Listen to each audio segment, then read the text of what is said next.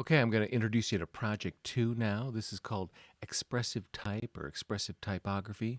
What we're going to do is take a word and express the meaning of the word through the arrangement, size, the letter form, etc.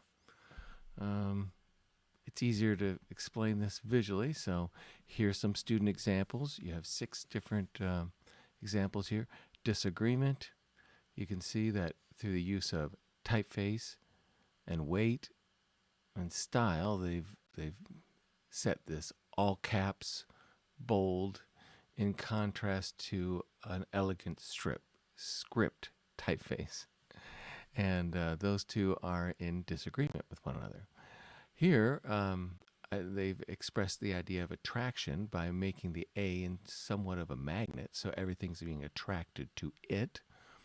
So note that in this one, these two parties are against that one. In this one, it's the A that becomes the element of action. Here, the whole word is transformed both by typeface weight, arrangement, um, size, everything. So it's changing again and again. But what I like about it is it's still legible. And that's kind of hard to do when you're making that many changes. Confused, a little bit easier. We're just flipping the letters, making them unrecognizable. Contained, here's the important thing of context. Remember that this is going to be in a certain shape. It's not going to just be on this great big sheet of white paper like I have it here. And so with that, you can take the C and the N and use up all the space and thus contain the rest of the letters. And then finding, they just moved the eyes out. Now, they could have made this more extreme. They could have made the eyes much smaller and harder to see, lighter weight, etc., italic, something. So, but you get the general idea. I still expect you to read through all this and learn about the objective, the overview. And this covers the concept sheet. You can download that here. The concept sheet looks like this one. You're going to have 2 words for this assignment. You're going to do this twice. I want you to think, very general target market, probably other college students at this time. And what are you going to do? What design principles are you going to use to make this expressive? And these can just be your first, you could try contrast, hierarchy, weight, stuff like that. And then sketch them out. You could set it up horizontally, or you could set it up vertically. And, you could try some larger arrangements here. We are going to try to learn how to draw letters with this assignment, and we're going to try to learn how to draw them accurately. The other thing we're going to learn about in this assignment is classification. So there's certain type of classifications. Let me go here, yeah.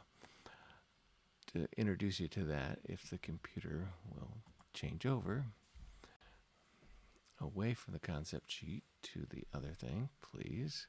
Finally. Here's some classifications. In general, these first 4 are all serif typefaces. This one is a sans serif. You can break those down into subcategories too. But, a script or a black letter. So all those are valid choices. Any typeface that looks like roughly any one of those, you can use it. Now, display, that just is a big general category for anything weird or strange. And the reason I don't want you to use that is because it's already extremely expressive in and of itself. For example, say if you want to say technical, coming down here, or high-tech Japan computers.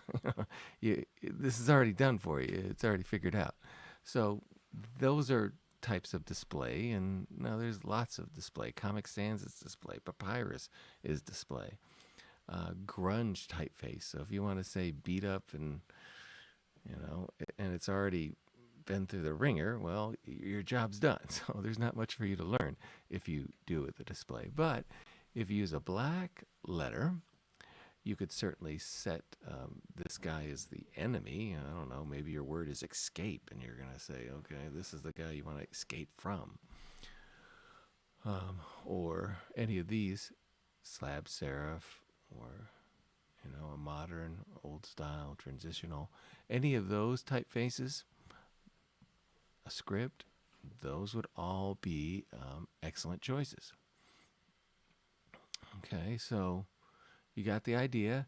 You're going to get 2 words, and those words are going to be assigned to you in class. If you don't like the word choices that I give you, you can come up with your own. That's fine.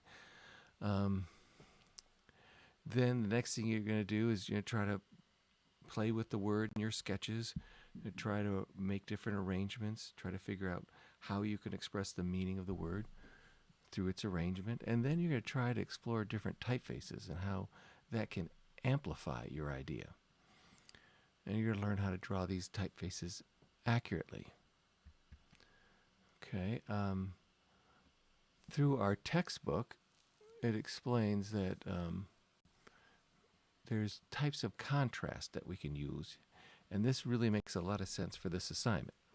So we could use the tool of contrast to contrast large to small. We could do that with thick or thin, hard or soft, narrow to wide, vertical inclined, solid to outline, or even if you do it yourself and not find a typeface that's already broken up like this, you can fragment it. I do want you to keep all the pieces and parts, so you might want to draw it out and cut it with a X-Acto knife and ruler. That probably might be the easiest way to do that, but you get the idea. Okay, so the movie I'm making right now is going to replace this one. This is an example of the final work due. So again, we're going to have mounted on black matte board. Again, it's going to be 18 by 15. Might have to drop these sizes down a little bit, and I'll get that to you soon. On the back, you'll have a tag, and then I need those 2 images for our student record. So you can scan them, photograph them, make me black and white copies, whatever. Just get them to me so I can have a record of those. All right, so here you can download the student examples.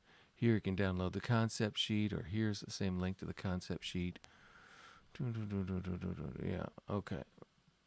I think that's my general introduction to this project. It's kind of a fun one, exciting one. You could really use this assignment skill when making a poster in the future, when making a logo in the future. Those are times when, for example, you need to make the type expressive. All right, thank you.